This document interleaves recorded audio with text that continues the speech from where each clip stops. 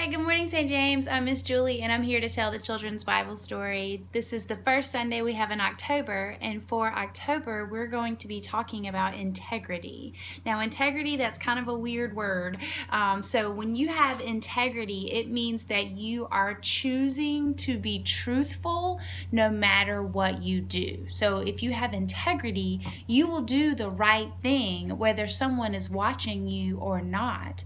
It could be in your choices. It could be in how you speak. It could be in how you treat people.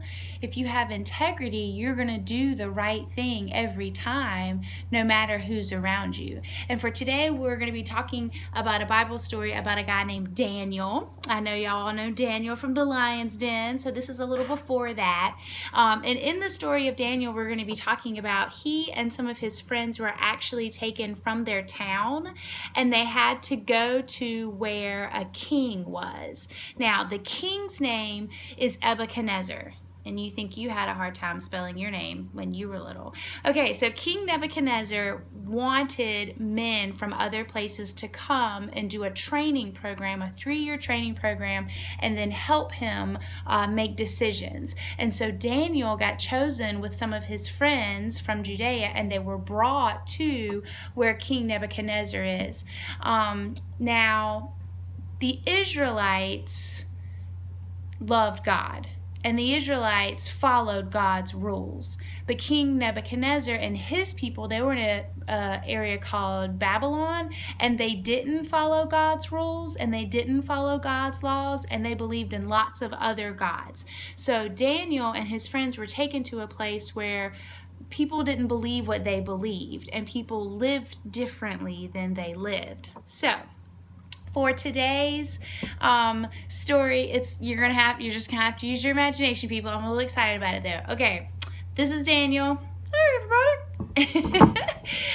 And so Daniel was taken with some of his friends, and the person who took him to go be in this training program was a guy named Ashpenaz, and this is Ashpenaz, okay? I'm Ashpenaz, and I work for the king, and this is King Nebuchadnezzar. So, King Nebuchadnezzar says to Ashpenaz, go find me some people, some men. They need to be really smart, and they're going to work for me, and they have to have a training program of like 3 years. Yes, Your Majesty. Good. I'm going to go sit over here now. Okay, so he pulled Daniel and Daniel's 3 friends. 1, 2, 3. Okay. Can everyone see Daniel's friends? These are some healthy looking guys, aren't they? Okay. So Daniel and his friends were taken to begin the training. Now, they were teaching them the Babylonian writing and how to read this new language. And they were like, okay, we want you to start dressing like us. And they made them dress differently. And then they were like, and we're going to give you new names. You're going to be Shadrach, you're going to be Meshach, and you're going to be Abednego. You've probably heard of some of those names, right? And not only are we going to give you new outfits and new names, but we want you to start talking different, and we want you to eat this other food. Now, the other men in the training program ate from the king's table. These are the other soldiers, okay? Or the other people in the training program. Here's the king. Eat my food. Okay. No. King, to his advisor. Make sure everybody eats my food. Okay. Hey, Daniel and Meshach and Shadrach and Abednego, we need you to eat this other food like these guys. Daniel believed in God and believed in honoring God and following his rules, and they were not allowed to eat the food that the other soldiers were eating or drinking, right? They were drinking other things, bad things. And so Daniel was like, my friends and I want fruit and vegetables, and we would really prefer a nice tall drink of water. And the guy was like, no, you have to eat the king's food. And Daniel's like, we only want fruits and veggies and water. And the guy's like, look, okay, here's our Bible verse. In the book of Daniel, Daniel has his own book. How about that? Daniel 1. This is after he renamed them all. And they said that they didn't want to eat the food. It said, Daniel decided not to make himself unclean by eating the king's food and drinking his wine. So he asked the chief official for a favor. He wanted permission not to make himself unclean with the king's food and wine.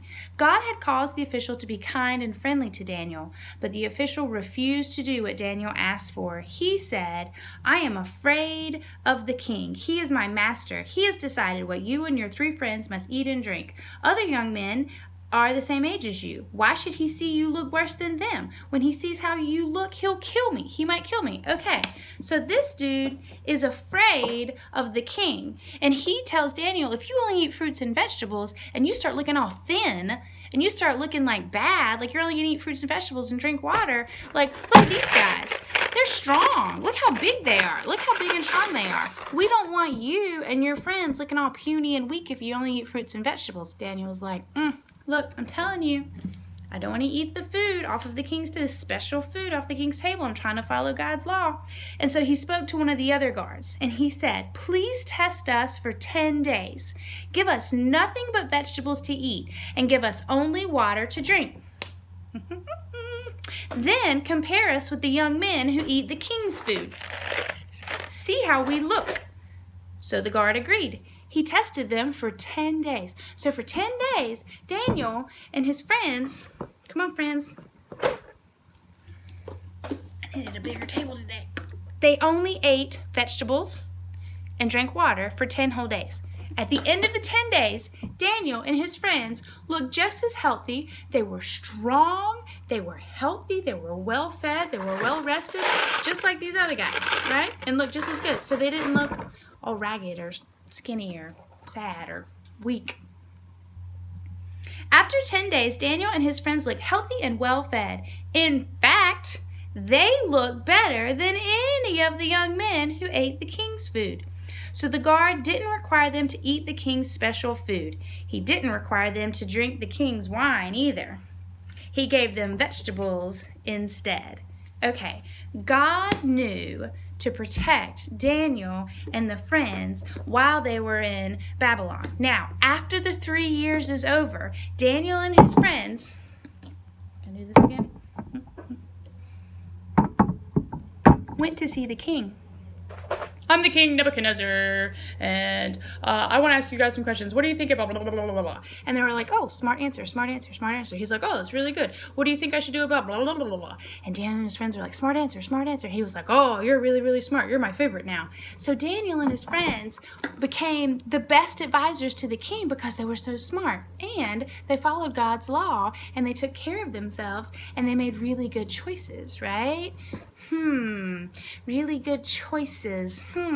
Have y'all seen any choices maybe in the story today?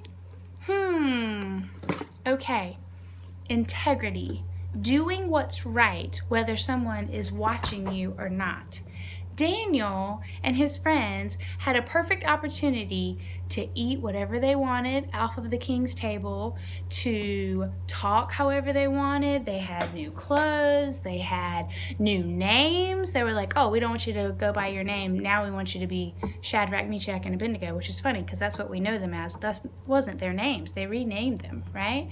Now, it could have been really hard, and I'm sure it was scary, to be in this strange town with these strange people, and all of the customs are different, and they probably might have wanted to just fit in, but they didn't. They stayed true to themselves, and they stayed true to what they believed in, and they stayed true to God. So here's how that you can use this story. A couple ways. One, if you fill your body with stuff like this, are you going to be healthy and strong?